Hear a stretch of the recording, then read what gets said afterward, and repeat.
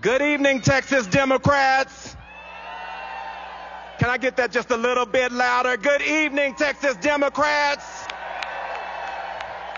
Some of us has traveled hundreds of miles to be here today, so it is so great to be here. My name is State Representative Venton Jones, and I represent House District 100 in my hometown of Dallas, Texas. I would like to take this moment to thank Chairman Gilberto Hinojosa, Vice Chair Shea Warwick Cathy, and the rest of the Texas Democratic Party staff for all of their hard work organizing thousands of Democrats to be here in the wonderful city of El Paso. And so this session was historic. We, each and every one of you in this room, grew the number of out LGBTQ elected officials in the Texas House to the highest it's ever been. This was a feat that would not have happened without the historic elections of not one, not two, not even three, but 4 black LGBTQ members of the Texas House for the first time in history. Representatives Jolanda Jones, Representatives Josie Garcia, Christian Manuel, and myself. And so it's important because for the first time, the Texas House LGBTQ caucus had black representation. And for the first time, the Texas Legislative Black Caucus had LGBTQ representation. Intersectionality and representation matters. And so as we prepare for the 89th legislative session, we elected Representative-elect Lauren Simmons, a true Democrat, to serve the people of House District 146.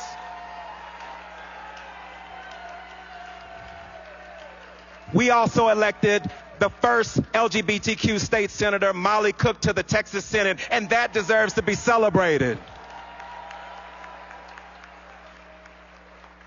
And so, I know some of you may be thinking, I can get elected one black LGBTQ member, but 4? Really? Yes. And the funny thing is that we were not running to be the first anything. We were running because we were sick and tired of the far-right attacks happening on our communities. We were sick and tired of seeing black bodies die at the hands of injustice. We were sick and tired of black trans women being murdered in the streets with no justice or no respect for their lives. Most importantly, we ran because we represented each of our districts because that was the place that we were born and raised in. The people that we served were not just our constituents. They were our mothers, our fathers, our grandparents, our cousins, our community. And this session was also historic for another reason that I take no honor in mentioning this evening.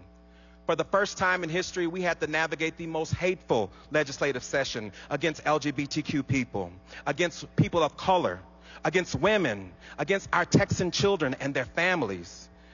What we know about Texan Democrats, though, is that when times get rough, we don't run, we fight.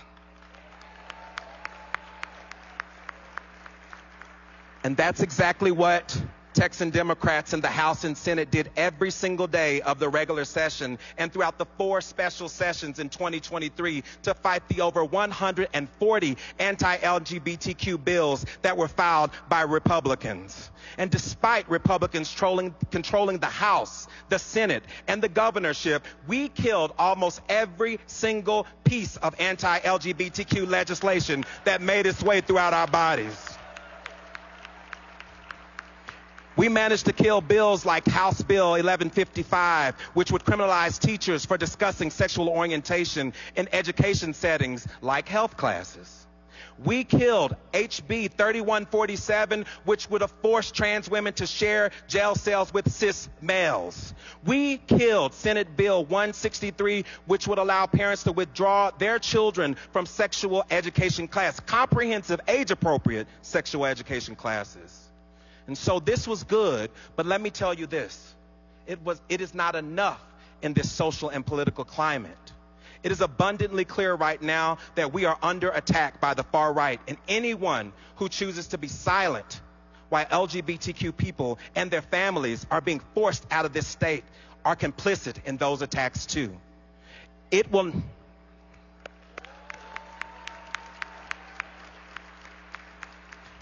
not be over until we change the elected leadership in our state officials. We have just had our primary elections and our runoffs. I want everyone here to know that 46 Republicans were primaried this past cycle, many of whom were primaried for being too moderate or bipartisan. Let me say this one more time. We had 46 Republicans primaried this cycle for being too moderate, and 15 of them lost their elections. We must spend the next 150 days leading to the general election to register voters, to turn out Texan Democrats, and do everything in our power to flip House and Senate seats. We need to send Ted Cruz packing his bags back to Cancun and elect Colin Allred as our next U.S. Senator representing the great state of Texas. We have to do everything we can to send President Joe Biden for a second term and prevent Donald Trump from overturning our democracy. And with that, there's so much at stake in this election. And I know that we say this almost every year, but if you know me, you know that I don't just talk the talk. This is a critical timing in our American history where our children's grandchildren will say, what did we do when democracy was at stake? And as I prepare to close, I would like to say to all of you in this room, Texan Democrats, thank you for believing in the American dream, the ideal that every citizen in the United States should be treated equally and have the opportunity to achieve success and prosperity through hard work, through determination and initiative.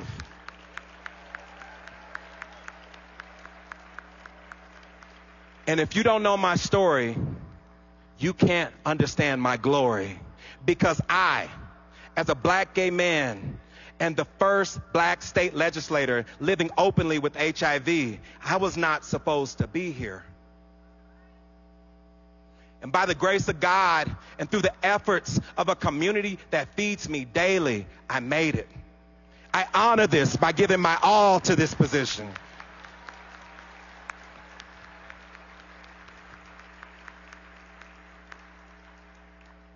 To the black and LGBTQ ancestors whose shoulders we stand on, we honor you. We thank you for making a way out of the situations and circumstances where there seems like there was no way. And it is this faith that we Democrats must tap into if we are to get through these dark days and turn Texas blue again. And so with that, I say thank you so much. Thank you to my colleagues that's joined me on this stage, and God bless. Let's win this state, Texas.